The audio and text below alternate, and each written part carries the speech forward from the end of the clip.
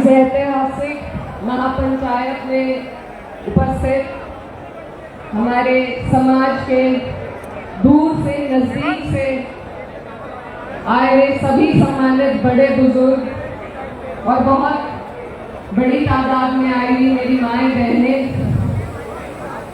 ये आज ऐसा ऐतिहासिक दिन है कि आपके बीच में मंच पर उपस्थित तमाम दिग्गज लोग, खासतौर पर हरियाणा के किसानों की, मजलूमों की एक ऐसी बुलंद आवाज जो जब संसद में हरियाणा के लिए लड़ती है तो हर एक मजबूर हो जाता है उनकी बात सुनने के लिए। दीपेंद्र हुड्डा जी मेरे साथ हमारे पश्चिम उत्तर प्रदेश से हर पंचायत में पहुंचकर उसका निष्कर्ष निकालने में सबसे अहम भूमिका निभाने वाले हमारे आदरणीय बाबा राकेश टिकैत जी, मेरे साथ अभी मुझसे पहले बोल रहे थे सांसद सतपाल ब्रह्मचारी जी, मेरे बड़े भाई अतुल प्रधान जी,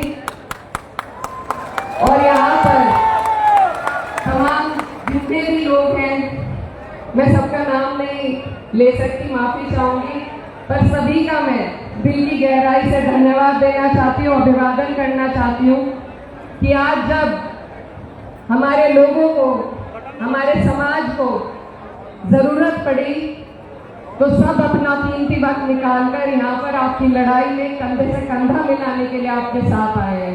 समाज की बेटी होने के नाते मैं दिल से आप सभी का धन्यवाद देना चाहती हूँ और अपनी बात शुरू करती हूँ कि यहाँ हम किसी राजनीतिक दल के लिए या राजनीति की वजह से नहीं आए हैं। ये खून की पुकार थी और समाज की बेटी होने के नाते किसी नेता के रूप में नहीं, आज मैं आपके बीच आई हूँ।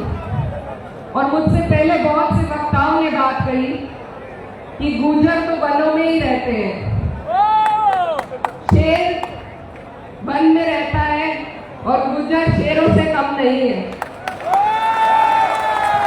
आज हमारे कई गांव जंगलों में हैं, ये सिर्फ आपकी अकेलों की लड़ाई नहीं है।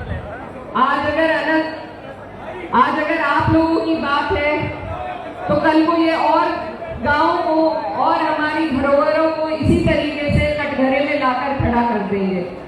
तो आज की लड़ाई सिर्फ एक गांव की लड़ाई नहीं है, ये हमारे मान सम्मान, इतिहास और प्रतिष्ठा की लड़ाई है। आज सवाल उनसे भी उठता है जो समाज का नाम लेकर, समाज के बलबूते पर संसद में, सरकारों में बैठे हैं कि क्या उनके लिए अपने लोगों से ज्यादा कुर्सी जरूरी है, सत्ता में रहना जरूरी है। सबसे पहला सवाल उन लोगों से उठता है। बहुत लोग कह रहे हैं कि आदेश है, लेकिन कोई भी आदेश या इस तरह के फरमान अंग्रेजों के टाइम पर भी चलते थे।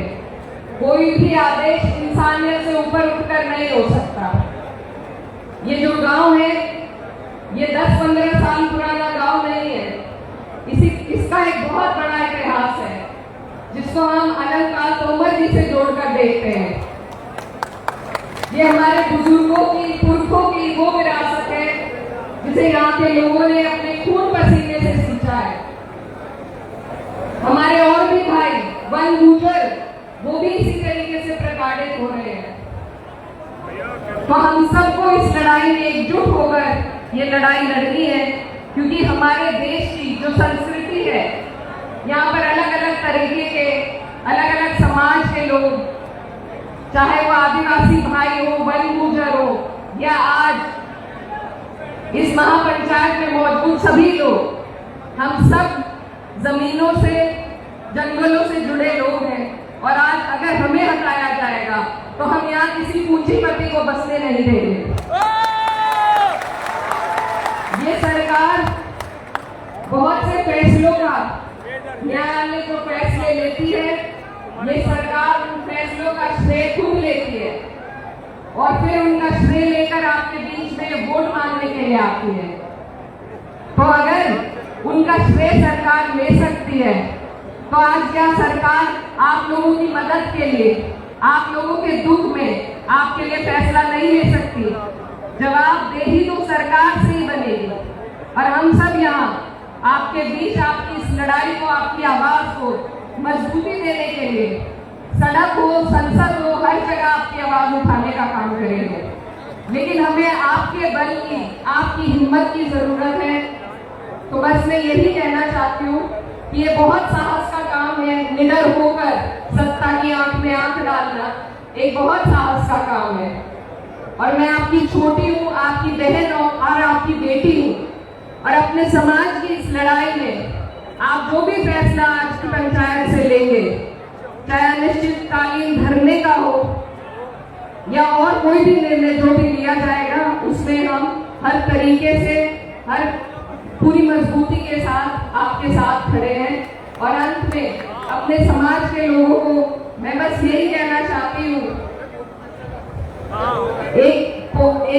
एक कविता से अपनी बात खत्म करना चाहती हूँ कि जो सिक्कों में लिख जाए वो मेरा ईमान थोड़ी है।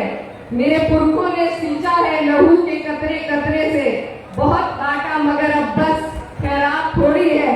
जो रहज़न थे उन्हें हाकिम बनाकर उम्र भर पूजा, मगर अब हम भी सच्चाई से अनजान थोड़ी है।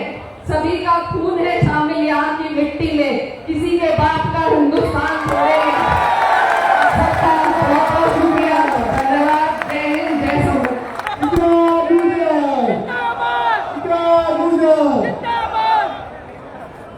धन्यवाद संस्कृति। अब हमारे बीच में